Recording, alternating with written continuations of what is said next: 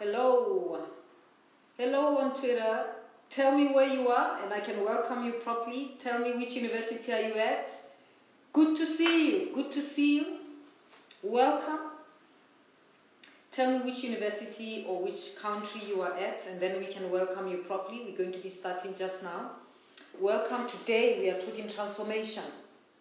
Today we are talking transformation. Thank you for joining us. Tell me which university you're at. I'm waiting for people to come into the room. I can see you coming in on Instagram. Thank you for joining us. Rickson Mpana, Molweni Mtlebisi, SCPUT, Sapona, Mzoa at UJ, welcome. Welcome. James from UP, welcome. Good to see you. Good to see you. University of Malawi, welcome. UCT in the house, welcome. University of Nairobi in Kenya, welcome. Good to see you. University of the Free State, welcome. Rhodes is here in the house. Welcome UKZN, welcome University of Nairobi, welcome UJ in Namibia, Wusu, welcome.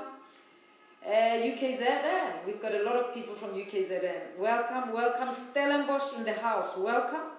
Welcome Sunday Ewu, Tovela, University of Derby in the UK, welcome Kush, welcome. Welcome, good to see you, good to see you. Let's see if anyone on Facebook wants to say hello. Let's see. We're going to be starting. Northwest University, welcome. Thank you for joining us. Thank you for joining us. Thank you for joining us. TUT, I can see you, Azola from TUT. Welcome. So good to see you. So good to see you. Unisa, Namsi, welcome. Welcome. Welcome. Leuven, University of Western Cape. University of Leuven, welcome. Good to see you. Good to see you. I just want to make sure that you've got all the people in the room. I'm waiting for Instagram room to be full and then we can start. Call your friends, tell them we're here. We won't be repeating this. It's a once-off. So welcome. Good afternoon, Martina. Good to see you. Martina from Smoothie. Is it here? Okay. Can you bring me water, John? Thanks. Also just cold. Thank you. Water. Cold. Yeah. Welcome from UNISA, welcome. University of Botswana, welcome. Good to see you.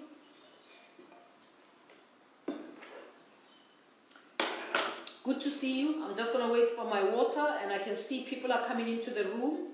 We get in there. Just waiting for everyone to settle down. We opened the room a little bit late today, so we're going to wait a little bit for people to settle down and then we will start. Martina, it's so good to see you. Remember, if you are on Facebook or on Twitter, and you're struggling to hear with the volume and so on and so forth, move on to Instagram. If you're on any platform, remember that we are on Instagram, we are on Twitter, and we are on Facebook. Today we are not connecting via YouTube because the quality is so bad that it's better not to do it. It's better to do it properly. So we're only on Facebook, Twitter, and Instagram. And if you're struggling on Facebook or whatever, join us on Instagram. We're going to be talking to Busani Ngawemi, he's a member of council at the University of South Africa, and we're talking to the Deputy Vice Chancellor of Research at the University of the Nelson Mandela University, Professor Thandi Mkhwebi. I'm going to be talking to them about transformation, but before then, I want to share a few thoughts about transformation. I mean, transformation is one topic that we talk about all the time. But actually, it's not only a topic that's of concern in South Africa, it's a topic that's of concern all over the world, because of history of oppression across the world, that every academic institution is being asked the question about inclusivity, diversifying, and making rights for marginalized people.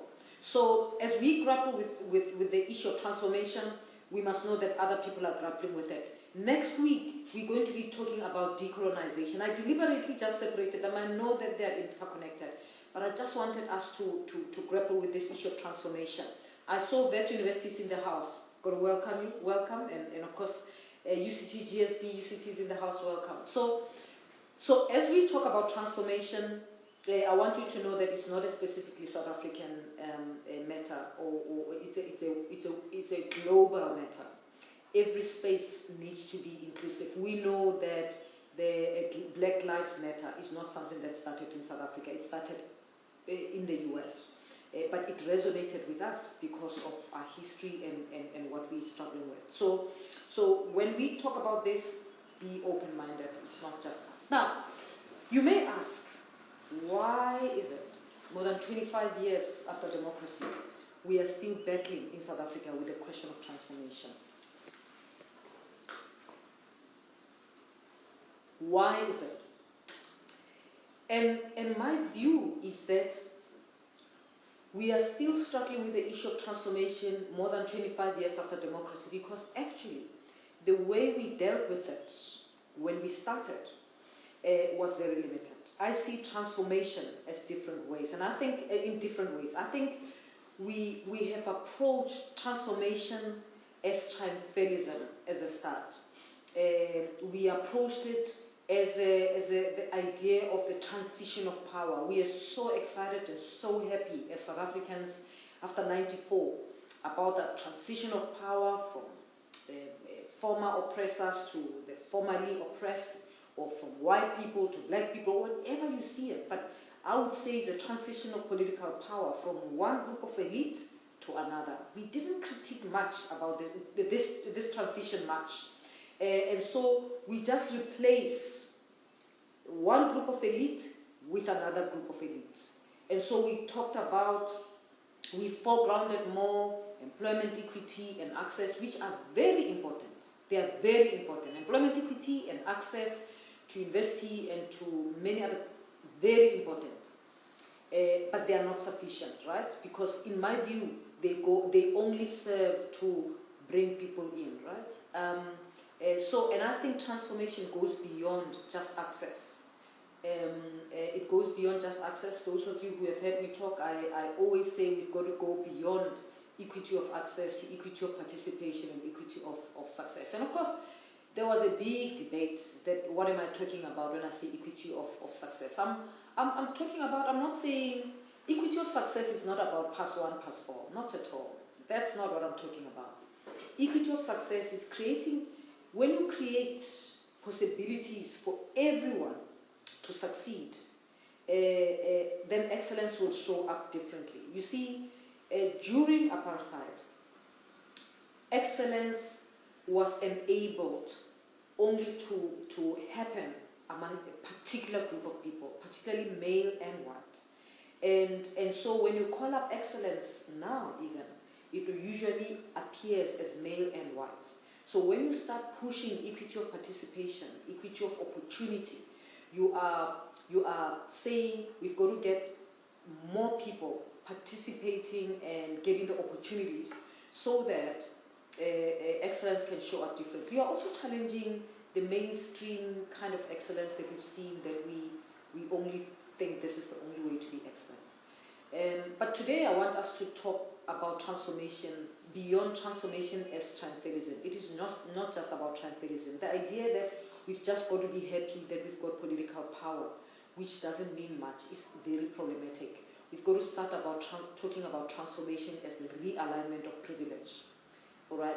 We have a new government, we've got people of a different complexion in power, but privilege remains in one group of people. So we've got to talk about what does it mean to realign privilege? What does it mean right now?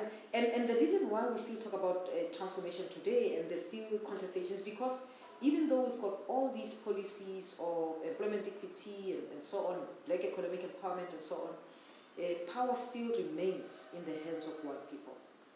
And so young people look at us and say, but what is this? We didn't experience apartheid, but this looks like it. It seems like you haven't made progress at all.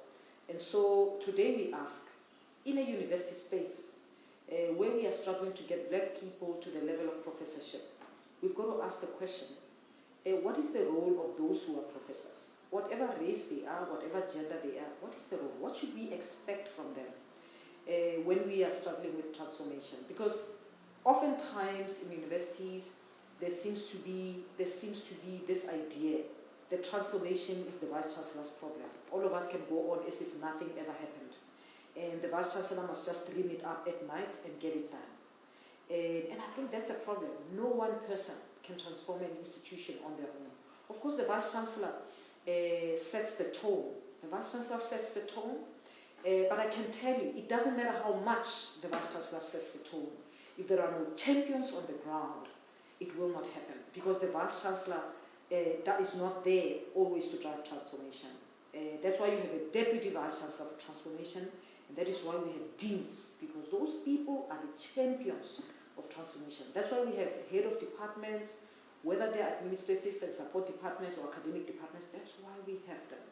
And those people have to be champions of transformation. If you only have a Vice Chancellor as a champion of transformation, then that Vice Chancellor will always be under contestation. They will always be attacked because they are the ones who are dragging the transformation burden.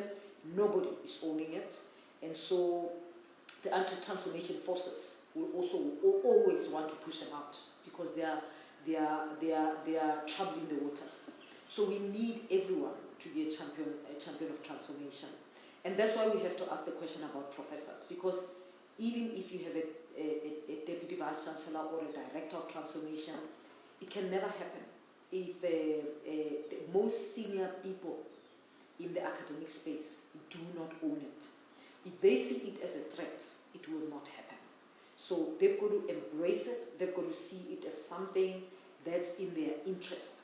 So transformation doesn't only serve black people. Transformation serves the academic project. We cannot silence some voices and think the academic project will be as strong as ever when some voices are silenced. It will become weak. So we've got to open up, as uncomfortable as it is. We've got to open up the space for diverse voices, not because we've done them a favor. We don't do people from marginalized groups a favor when we open up and let them into the space. We don't do them a favor. We are doing ourselves a favor because they come in to enrich the space. Of course, when they enrich the space, they might make us uncomfortable because they might ask us uncomfortable questions. They might uncover the things that we don't want to look at, or make us look on the places that we know exist but never wanted to look at. They might ask us, they might demand of us to face the past that makes us uncomfortable, that we wish never happened. And so it may be uncomfortable, but it is important for the success not just of the specific university, but of higher education in general in this space. So I want to ask Busani Ngaweli to join me. Busani Ngaweli is a member of council at UNISA. I deliberately wanted to have a member of council to talk to because, council is a governance structure of serves as a governance structure of universities, and then you've got Senate, of course, that makes all the highest the academic decisions.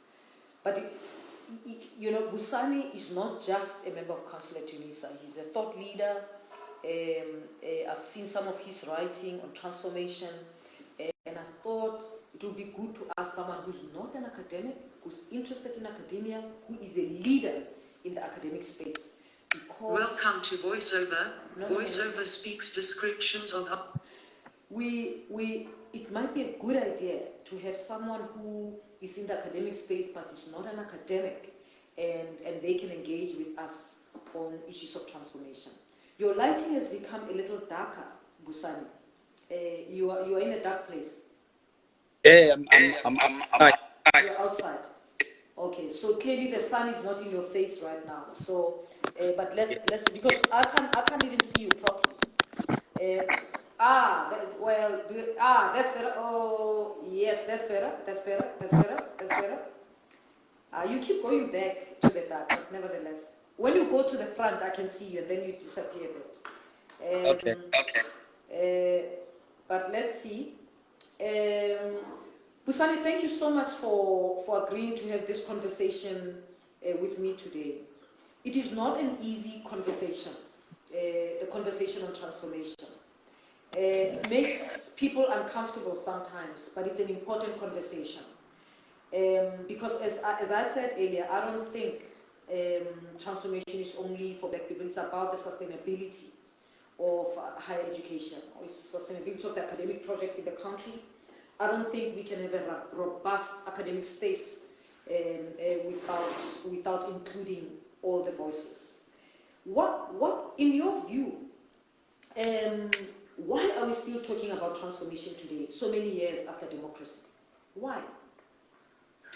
I think issues you Busani, your voice is cutting. my voice is cutting. Yeah, I Hear can't you. even hear what you're saying.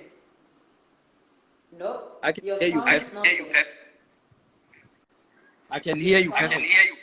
Yeah, but the important thing is we've got to hear you.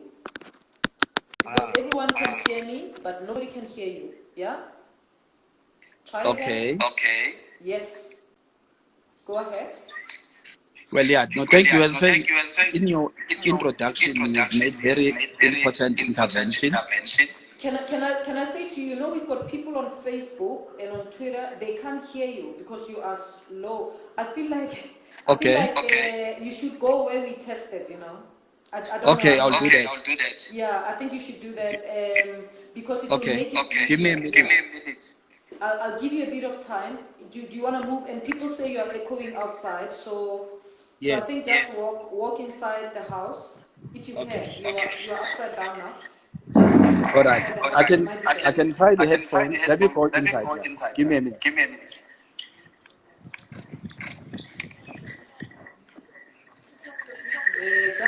Busani is moving to a place where we can hear, where we can hear properly. People on Instagram say he's echoing, and some people don't hear him. Hello from the UK. Ivy, we can see you from the UK. Thank you so much for joining us on Twitter. It's really good to have you with us. We're just going to have Busani. Busani is Andrew, good to see you. Good to see you. Busani is going into the house. It might be, the echoing might be better. I can hear you now. So Okay. why is it that in South Africa we are still battling with the issue of transformation so many years after democracy? Why? No, thanks, Prof. I think your introduction very Busani, this is bad, man. Your sound, you know, we hear the beginning of the word and then boom, you disappear.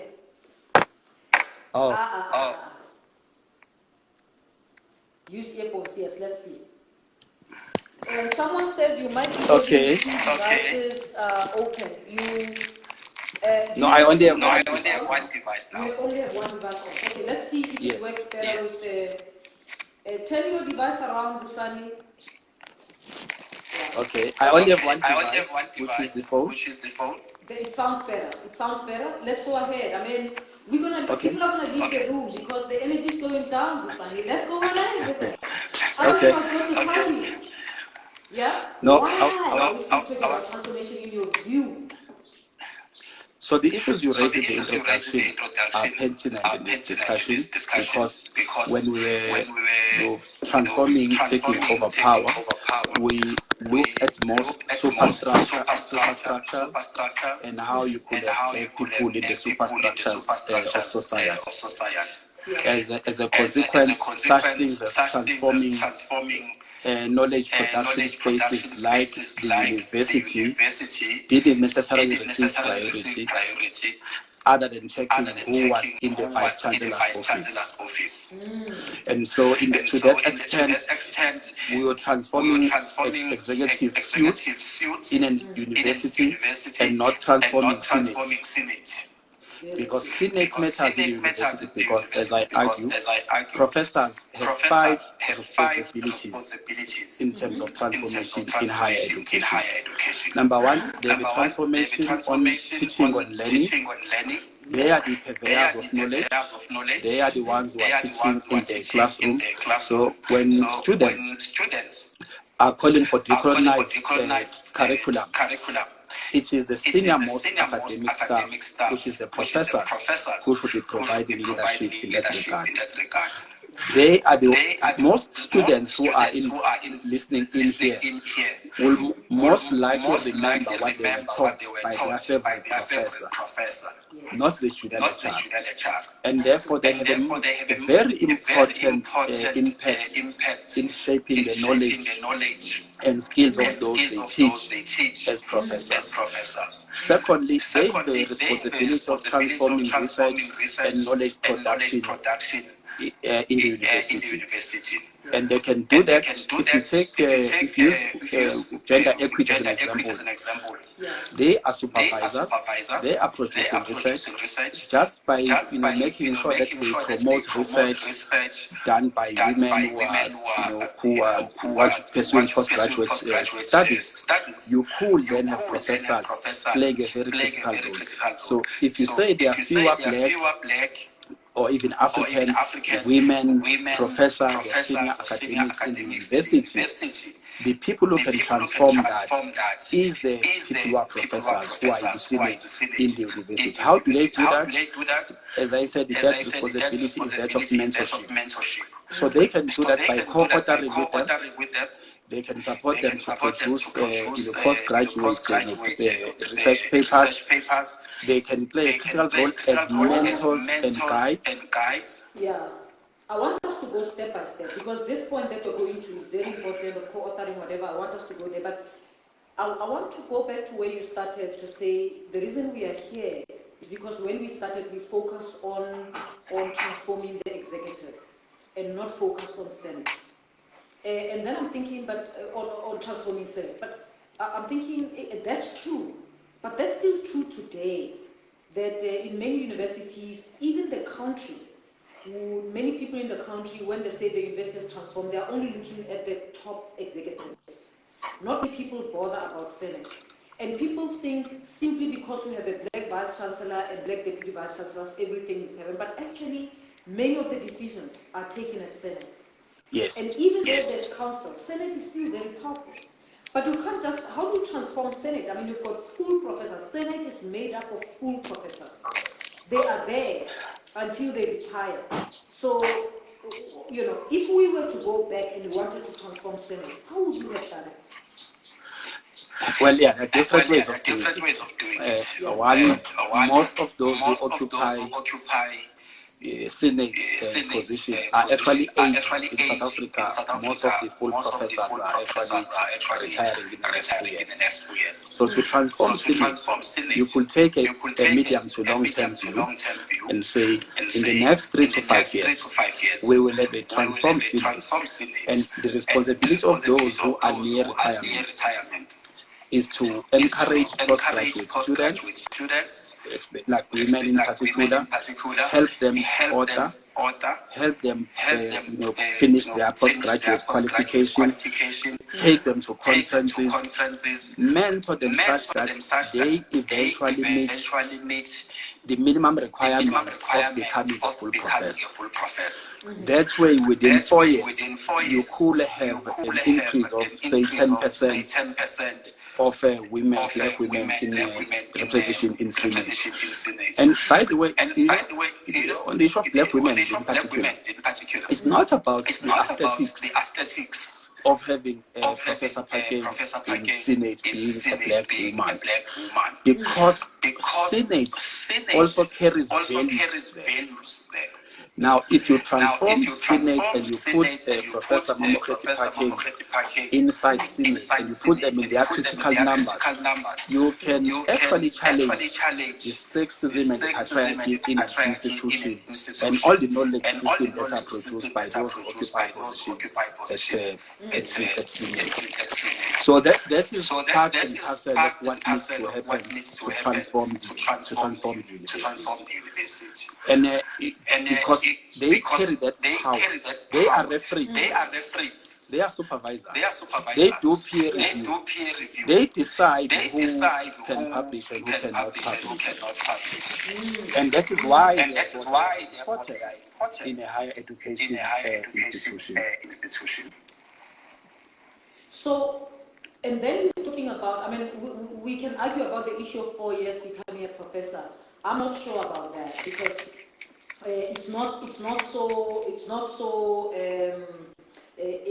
straightforward that it's 4 years. I mean, I think I became a professor quickly, but it wasn't even 4 years. and there were other things that went ahead of being a professor. For example, I got a rating before I became a professor. So I think we should also be, I always think we've got to be careful that we encourage people to work on things that make them professors. So I like the point that you go to when you say, well, the other role of professors is to mentor younger people, take them to conferences, co-author papers with them, and so on and so forth. And then some young people say, well, but why should I co-author with them? It's my work. And I always say to students that work is always co-constructed. If someone is your supervisor, you work with them. But there's always this contestation. Because remember, the full professors are not just black. They are black, colored, Indian, white, if we use apartheid categorizations. So there's an extent at which, as we transform, we want those who are privileged by virtue of their race and their professors, they should also come on board, because we should not have this idea that transformation is a problem of black people, because there's a sense in which some people work in such a way that, well, transformation is a problem of black people. If there's no transformation, black people must answer. Everybody else, and the majority of those people being professors, can just go on, live happily ever after. But so we are correct. Yeah? It's a shared responsibility. That's why Senate matters, because in the power structures of the university, we have a governing council, you have executive management, which is MANCO, and we have Senate. No decision gets taken without going through the Senate as a structure. The people who sit in Senate are heads of departments. Yeah. They are supervisors. They are referees.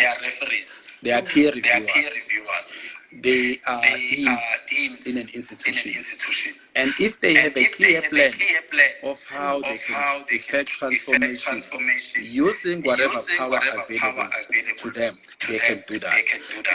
We look funding from NRF, for example, and other donors.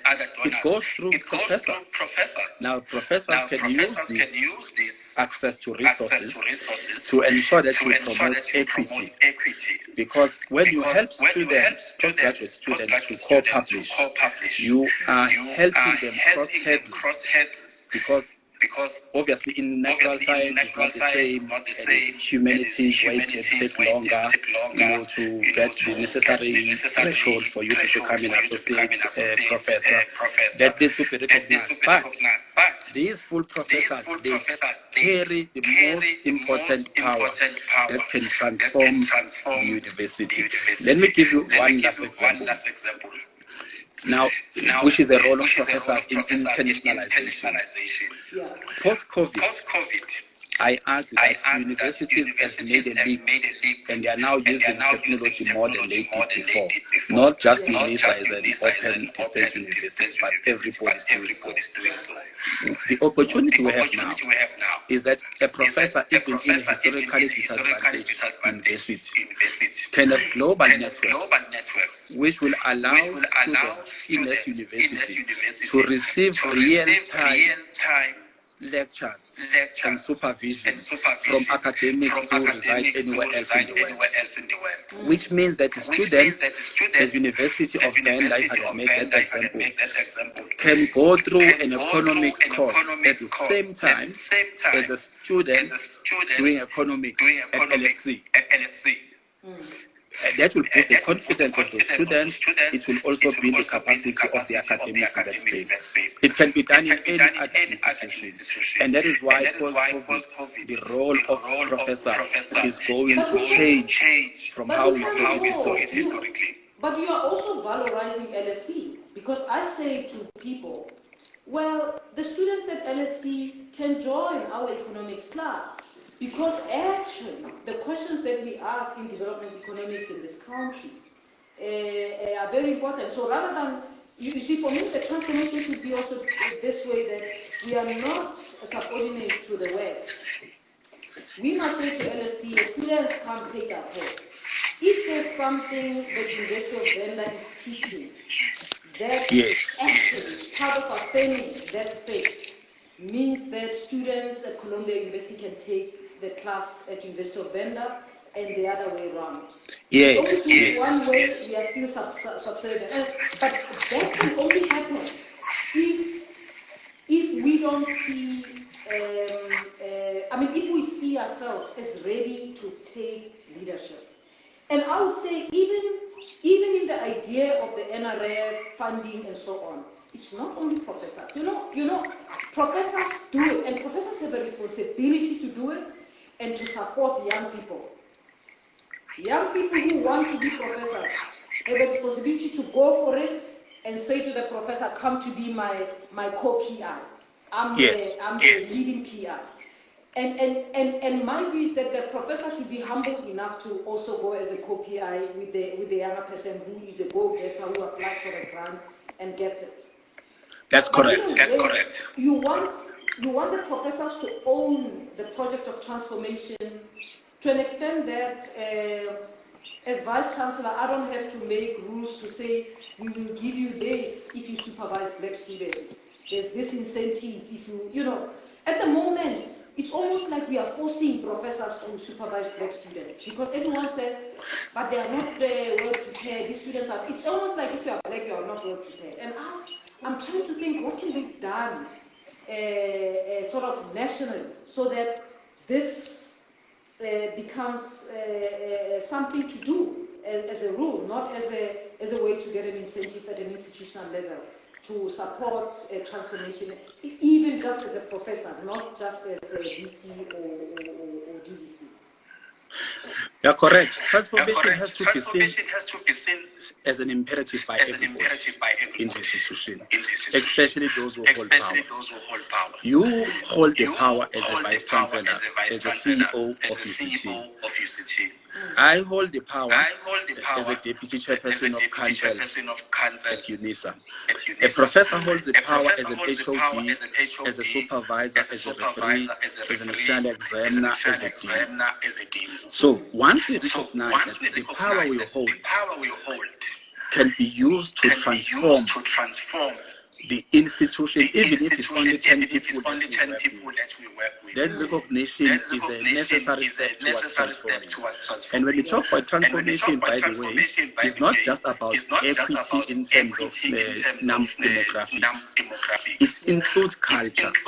In higher education, there's a pervasive culture of patriarchy and sexism. And sometimes it is perpetrated by those who hold positions in council, in executive management, as well as in Senate. So if people see themselves as agents of transformation, recognizing the power they hold and the spaces they occupy, they can make the university the most transformed institution in this country. Yeah. Busani, it's 4:30. I want to go and talk to Thandi. And I'm sure with Thandi we're going to talk more about the women also in the space in this as we transform higher education. But I'm wondering. There's someone who asked a question, and I'm leading a previously white university. And can you ask a tricky question? Of course, I can say I want to answer it, but I want to hear your perspective. Because you have a bird's eye view as a deputy chair of council. You are not in universities, but you see universities even though you're not an academic, you see the academic space from an advantaged position. And Kanya says, why do previously white universities still have a limited number of full professors? And she says, is the system gatekeeping? If yes, how can we break that barrier? If not, how can we make professorship accessible for the previously disadvantaged and thereby transform professorships in essence? From where you're sitting, UNISA is a different space from what UCT or Stellenbosch is. From where you're sitting, why do you think we still have a limited number of professors full professors in previously white universities? Well, the university is part of society. In the past 2 years, the Employment Equity Commission has released numbers indicating that the number of people who hold senior most executive positions in top corporates in South Africa are white males. And so there is a pervasive culture that has occurred over time, which tends to prefer or privilege the white man. Hence, even in the academic space, that is what you see. But also you must look at what produces a full professor. And what are those knowledge arrangements and matrices of power that are being deployed in order to produce the white professor, full professor, as opposed to a black female. And that is why when we talk about transforming them to increase the numbers, just as you must apply the same principles in the corporate sector, you also need to put the same in the academy. So I'll cite two examples. Get black academic, up and coming scholars to understand how and what it means to publish. If we have to publish 20 articles to become a full professor, how do you build a system that will help black women to publish 20 articles to become a full professor?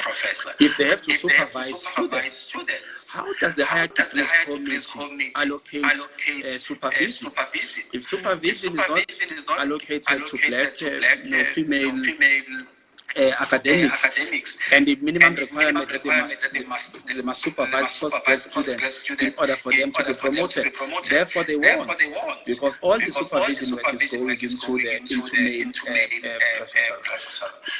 So it is important that you understand the matrices of power and how those can be turned upside down to allow the space for transformation to occur. The example I was using with LSE, and it could be any institution, especially those in the global south. By allowing those opportunities to occur, and both students and councillors' responsibility here, you will be giving exposure to black women academics, such that over time, you give them the opportunities for them to meet the minimum threshold. Because even in government, the reason we have got less than five female DGs is because of this thing called the minimum qualifying criteria. So we must then break these matrices of power such that in the qualifying criteria we enable women, and I'm emphasizing that point for the purpose of this discussion, we enable them to go through the full cycle such that they meet minimum requirements for them to enter the professorate. For universities like UCT and UNISA, you own large houses in this country.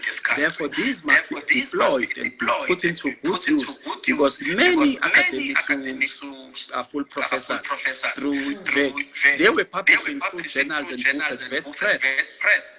It's a system that was used historically white universities. Therefore, UNISA and others need to do the same, because these are resources that are available to them. Without lowering, there's a flippant argument about lowering the standards, which is just a red theory. What we must discourage, though, in the cold rush to become a full professor is the use of predatory academic publishing instruments where you pay money, page fees and things like those, because it's got perverse incentives. However, in closing, there's an issue that is confronting many academics, especially black and younger female academics, which is that whilst publishing in international journals is encouraged, universities are putting pressure for people to publish in DHET accredited journals, because a subsidy will accrue as a result.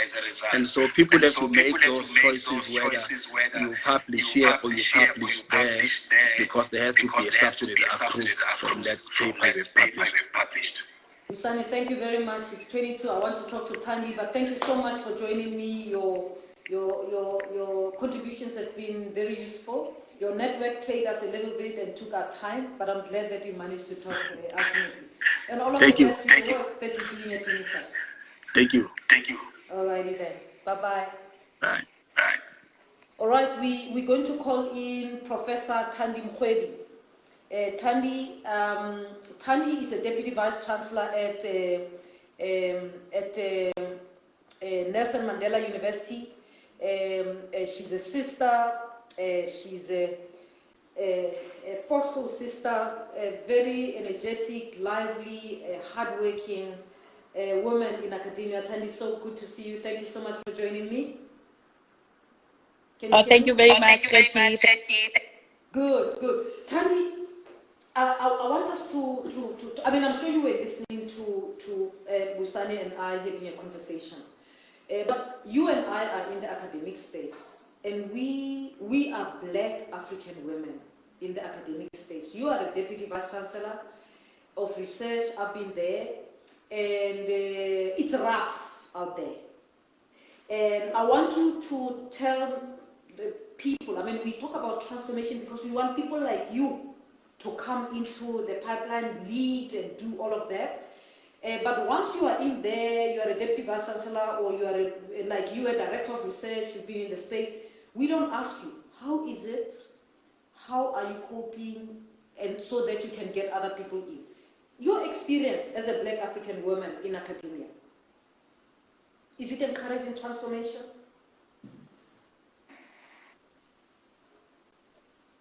Betty, thank you for that question. I want to start conversation about that transformation can mean different things.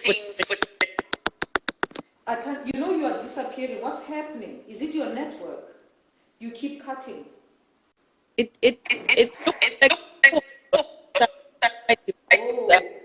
It goes ba. It's not stable. Are you on Wi-Fi or on 5G, 3G? You're on Wi-Fi. Yes. I can hear you say yes, and then you start talking, and then it goes again. But let's try again, please. I want us to hear your view, Thandi. Okay. Yeah. Transformation meaning yes, and the manner that interpreted by having shaped experiences that we are missing you, and you are saying such important things. Like I can hear bits, and I'm thinking, should you be moving to another space? Try your 3G. Let me try. Use another device or try 3G. Let's see. Maybe it might be better. Let me move to that space where we do the testing. Yes. That's why we do the testing. You guys move spaces, man. No, but I got a very nice lighting here. No, but that lighting wasn't bad at all.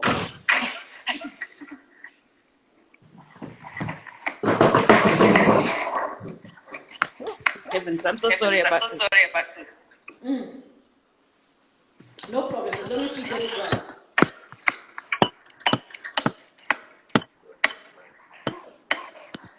And nothing will break during the move.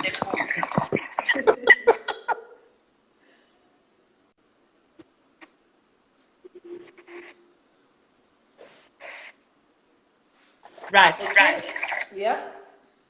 Better? Yeah, that's better. Much better. Okay. Interesting. Yeah. Right. So I was saying different things to because it's experiences. I want to cry. I also want because we hear a few words and then it goes whatever.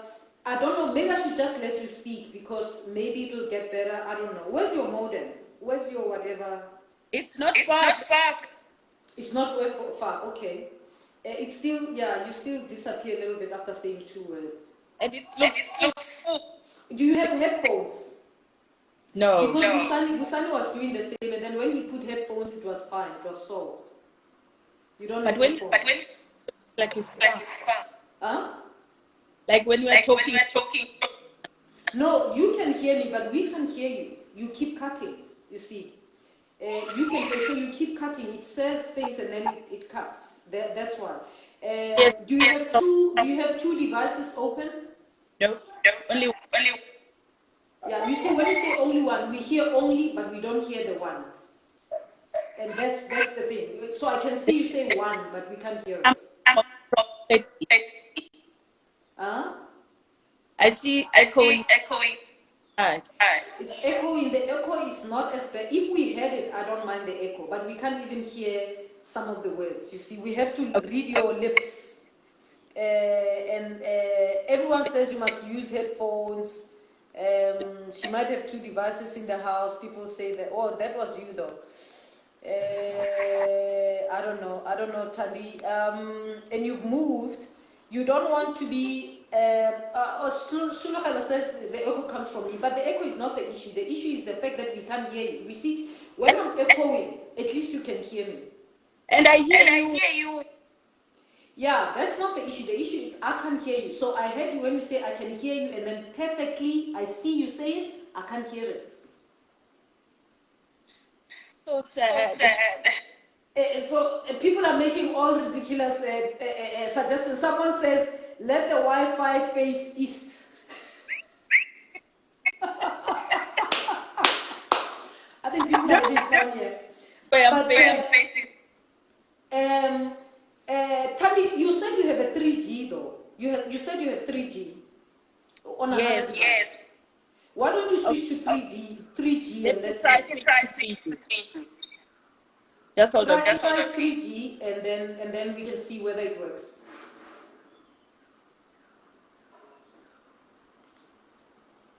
We're just trying to get sorted with Tandi.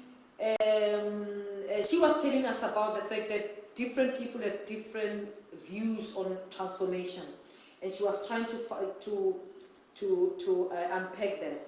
And people are playing games with us. So they're saying the Wi-Fi must face east. I mean, this is nonsense. Come on, they're playing games with us. Yeah. But we'll wait a little bit. We'll wait for Tandi to get this.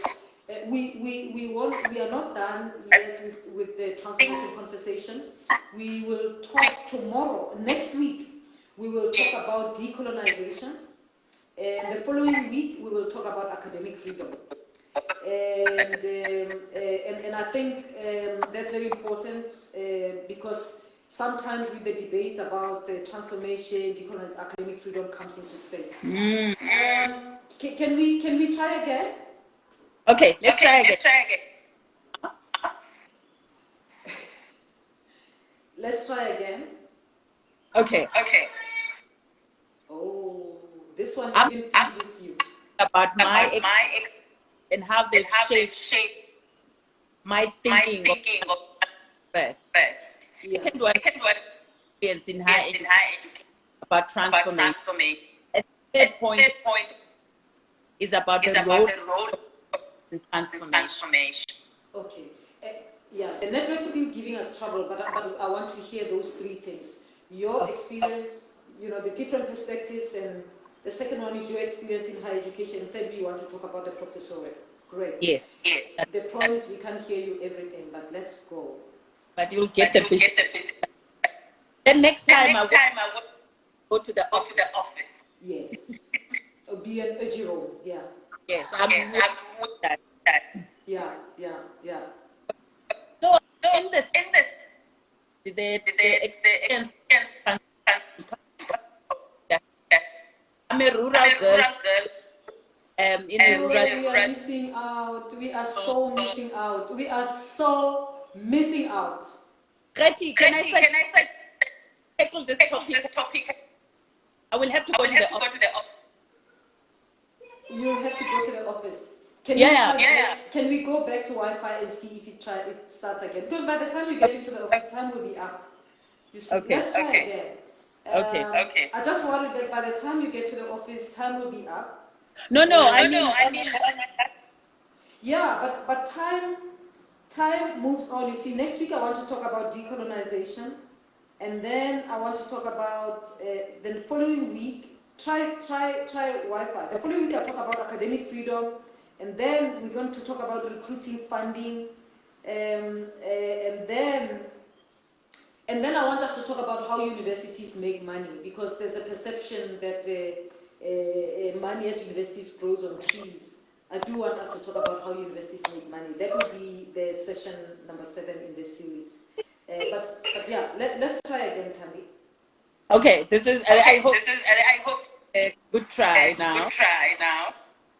Okay. All right. The first point I want to make, first of all, as a grew up in it's bad. It's bad. Yeah. It's bad. You know what we're gonna do? Next week, you're gonna do this from the office. Yeah. And I will start with the first 20 minutes. We'll talk with you about your experience about transformation, and then we'll get someone that will talk too about decolonization. Okay. And I think that will be much better because I desperately want to hear your inputs, and we can hear you and then you disappear. Do you know what I mean? Okay. Yeah. And that's not very useful. Yes. No. We better deliver it. Yeah. I think so. Let's do that. We'll get you again next week, Thandi. Hey? Sorry. No problem. We'll talk on the phone. Thanks, Thandi. Okay. Thank you. All right. So we the network disappointed us there in terms of talking to Professor Mkhwebi, but we'll make time to speak with her again next week.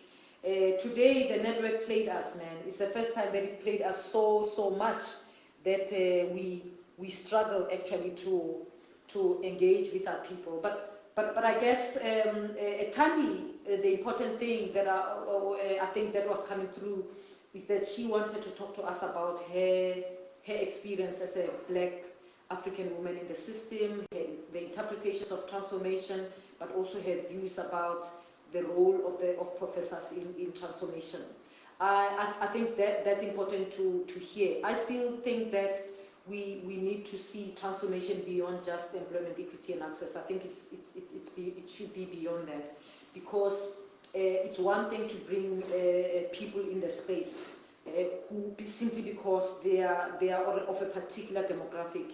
It's quite another what they do when they get into the space. It's important that we focus on what people do when they get into the space, because transformation is not just about coloring the space or making Senate have different shades of faces. It's about having different voices as well, voices that can shape the discussion. If we're going to transform Senate, and we've got people from previously marginalized backgrounds, and they come, but they're subservient, and they think they have to assimilate to the culture of the institution, be like the institution, and not bring who they are into the institution, then we are not transforming. Actually, we are doing damage to the space. Transformation has to transform the space as well. We don't bring people from previously disadvantaged backgrounds into the space to do them a favor. We bring them into the space to enrich the space. So if they come into the space and we do not allow them to enrich the space, then we are not doing ourselves a favor at all. And that's, for me, that's an important point. As a Black African woman in academia, I can tell you that it is very easy for universities and other spaces to talk about transformation. But it's quite another to welcome and to be comfortable with people who are different.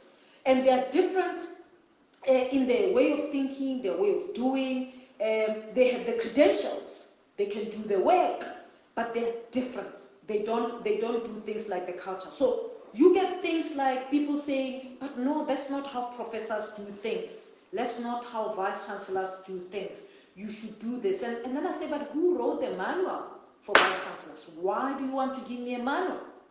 If you are open to transfer, even Black people will want you to behave like some white man vice chancellor. Because even though they say they want transformation, they want your race and your gender, but they don't want your being. There is no transformation if we stop people from bringing their being. They have to bring their being. Now, here's the thing I want to end on. I mean, we talk about transformation as if every person, as long as they are Black, they have a PhD, then it means they are capable, we just employ them. Those who work with me will know that that's not how I work. Even if you are black, even if you are a woman, you still have to be able to deliver. You still have to be able to deliver. We must hold you to the same standard, right? Am I saying we want to support you? Of course, we must give you support. But we cannot, when you don't deliver, make an excuse that because you are black, then it's okay.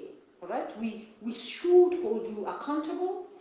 We should make special case support for you because the environment is hostile to people like you.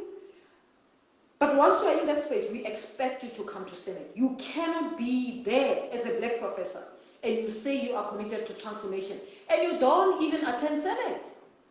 And when we ask you why you don't attend Senate, you say, well, Senate is full of white people. Excuse me, you are a professor. It's full of white people because you are not coming to Senate. You, first of all, must come to Senate. You can't just sit in your office and say, whether you are black, you are a full professor, you don't come to Senate, but Senate must make the right decisions. What decisions?